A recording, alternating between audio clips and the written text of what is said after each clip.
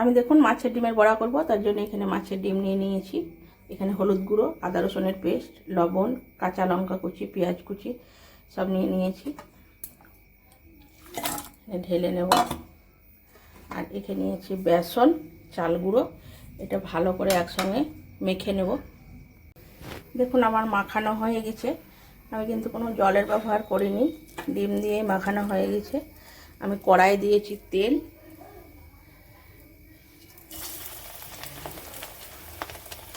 ডিমের বড়াগুলো দিয়ে ভেজে নেব।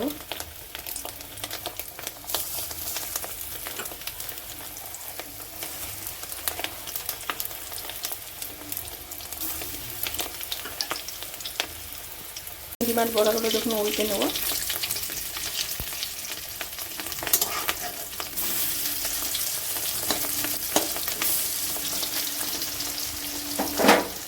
উল্টে পাল্টে ভালো করে ভেজে নেব।